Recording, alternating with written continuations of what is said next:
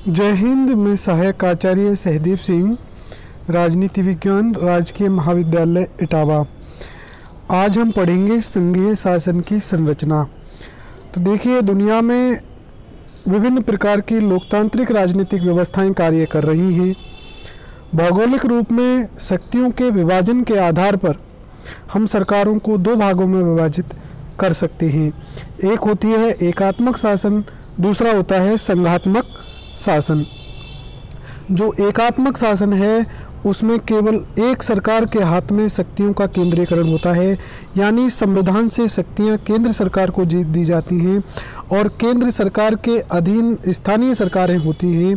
संविधान से शक्तियां स्थानीय सरकारों को डायरेक्ट नहीं मिलती, बल्कि सारी शक्तियां केंद्र सरकार में नियुक्त होती हैं और केंद्र सरकार प्रशासन की सुविधा की दृष्टि से केंद्र सरकार के लिए कुछ शक्तियां सौंपती है। तो एकात्मक जो शासन प्रणाली है वो कैसी है, देखते हैं। एकात्मक शासन प्रणाली में, यूनिटरी गवर्नमेंट में, एकात्मक शासन प्रणाली सामाजिक एवं भौगोलिक वातावरण से प्रभावित होती है।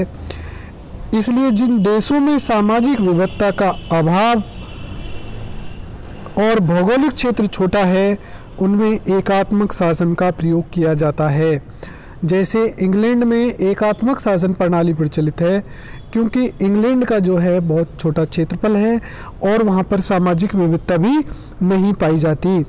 इसमें स्थानीय सरकारें, जैसे प्रांतीय सरकारें या राज्य सरकारें जो होती हैं, वे केंद्र सरकार के अधीन होती हैं। किसके अधीन होती हैं? केंद्र सरकार के अधीन होती हैं। एकात्मक शासन में संपूर्ण शक्तियां केवल एक केंद्रीय सरकार में निहित होती हैं। संपूर्ण शक्ति किस में होती है? एकात्मक शासन में केवल केंद्र सरकार में निहित होती है, तथा कानून निर्माण एवं नीति निर्धारण केवल केंद्रीय सरकार के द्वारा किया जाता है। जैसे ग्रेट ब्रिटेन। इन व्यवस्थाओं में राज्य सरकारें एक नगर निगम की तरह होती हैं।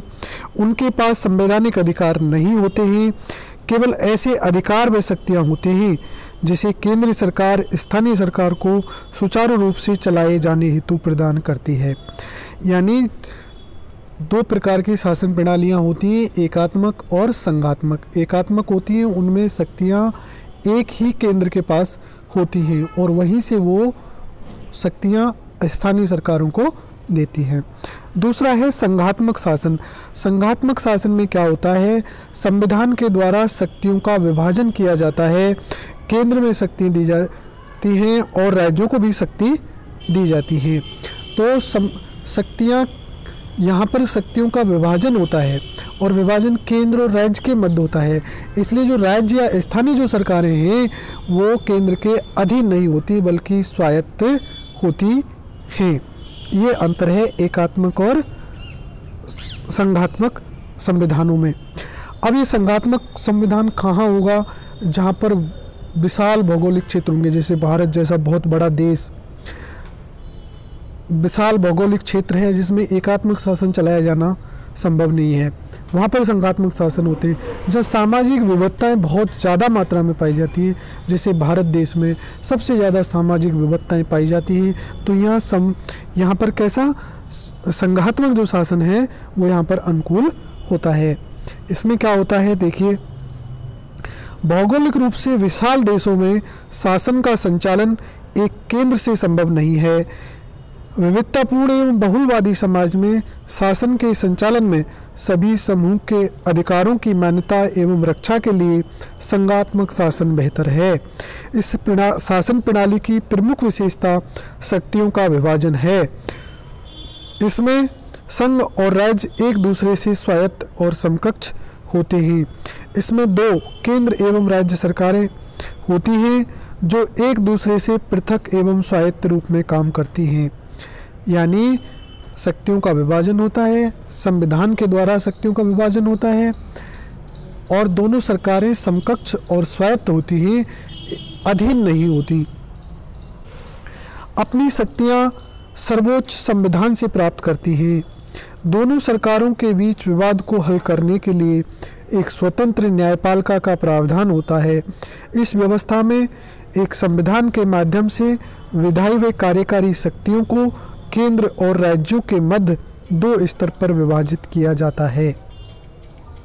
संघात्मक सरकारों में केंद्रीकरण और विकेंद्रीकरण के मध्य संतुलन बनाने का प्रयास किया जाता है। संघीय शासन के द्वारा केंद्रीकरण सुनिश्चित किया जाता है, जबकि विभिन्न राज्यों के निर्माण के द्वारा सामाजिक एवं सांस्कृतिक विविधता को बनाए रखने में सहायता प्राप्त होती है।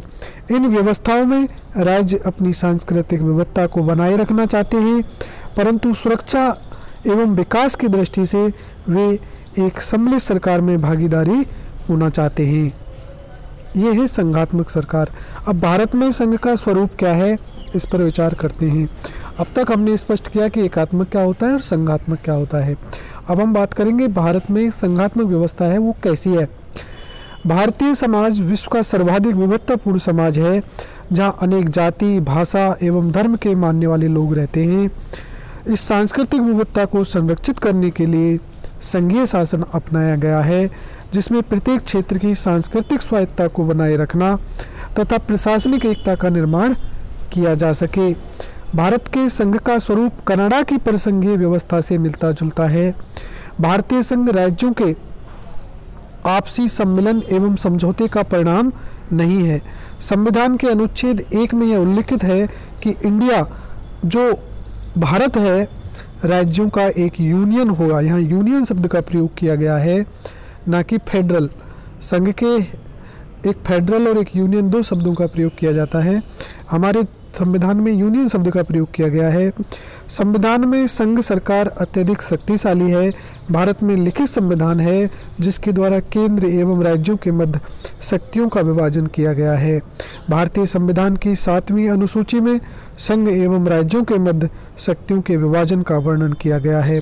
कहाँ किया गया है? भारतीय संविधान की 7वीं अनुसूची में। और इसकी व्याख्या के लिए एक स्वतंत्र न्यायपालिका का भी प्रावधान है।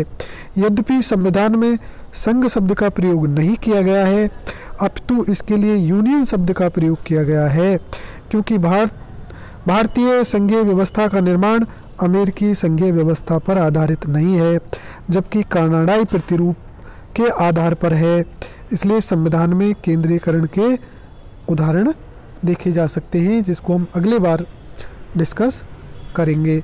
तो हमने यहाँ पढ़ा कि हमारे भारत देश का संघ कैसा है और हमने संघीय व्यवस्था क्यों अपनाई। तो देखिए, दुनिया में कुछ संघों के मॉडल हैं। जैसे एक अमेरिकन मॉडल है। तो अमेरिकन मॉडल का क्या मतलब है? जे संघ जो फेडरल शब्द है, अमेरिका में फेडरल शब्द कहा जाता है, हमारे यहाँ यूनियन। तो फेडरल का अर्थ होता है समझौता। अमेरिका ने स्वतंत्र राज्यों में आपसी समझौते के द्वारा संघीय शासन का निर्माण किया, यानी राज्यों ने आपस में समझौता किया कि हम एक संघ बनाते हैं। तो संघीय शासन को राज्यों के द्वारा शक्तियां प्रदान की गई। तो अमेरिकी संघ राज्यों के आपसी समझौते का परिणाम है। अब यहाँ देखिए, अमेरिकी संघ कैसा है? राज्यों के आपसी समझौते का परिणाम, जबकि भारतीय संघ राज्यों के आपसी समझौते का परिणाम नहीं है। इसलिए अमेरिका के संघ से भारत का संघ पृथक है। अमेरिकी संघ राज्यों के आपसी समझौते का परिणाम है। अमेरिकी संघवाद में स्वतंत्र राज्यों के द्वारा एक समझौते के तहत संघ का निर्माण किया जाता है। इस प्रतिरूप में राज्य अपने पास अधिक शक्तियां और अधिकार रखते हैं। संघ को केवल सुरक्षा और संचार जैसे विषयों पर कानून बनाने का अधिकार होता है। इसलिए अमेरिकी संघ को अविनाशी राज्यों का अविनाशी संघ कहा जाता है। तो यहाँ पर ये व्यवस्था है। यहाँ का प्रत्येक राज्य का अपना अलग संविधान है। और यहाँ पर जो शक्ति विभाजन में संघीय संविधान में केवल संघ सरकार की शक्तियों का उल्लेख है। अवशिष्ट जो शक्तियाँ हैं वो राज्यों को प्राप्त हैं। एक अलग प्रकार का संघ है। अब हम कनाडाई संघ की चर्चा करें। ये भारत से मिलता जुलता संघ है।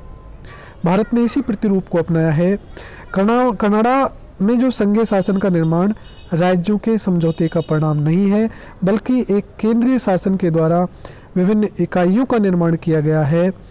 इसलिए कनाडाई संविधान में यूनियन शब्द का प्रयोग किया गया है। कनाडा में यूनियन एवं राज्यों का संविधान एक है। यूनियन के राष्ट्रपति के द्वारा राज्यों के गवर्नर की नियुक्ति तथा अवशिष्ट शक्तियां यूनियन की सरकार में निहित हैं। राष्ट्रीय हित के मुद्दों पर यूनियन सरकार राज्य सूची के विषयों पर भी विधि का निर्माण कर सकती है। कनाडा में संघीय शब्द का प्रयोग नहीं किया गया है, यानी कनाडा का संघीय शब्द का मतलब फेडरल शब्द का प्रयोग नहीं किया गया है। कनाडा का संघ यूनियन है जो राज्यों के समझौते का परिणाम नहीं है। कनाडा का संविधान निर्माता संघ सरकार को राज्य से ज़्यादा शक्तिशाली बनाना चाहते थे और इसी प्रकार से भारत का संघीय व्यवस्था है जो कनाडा के मॉडल पर आधारित है।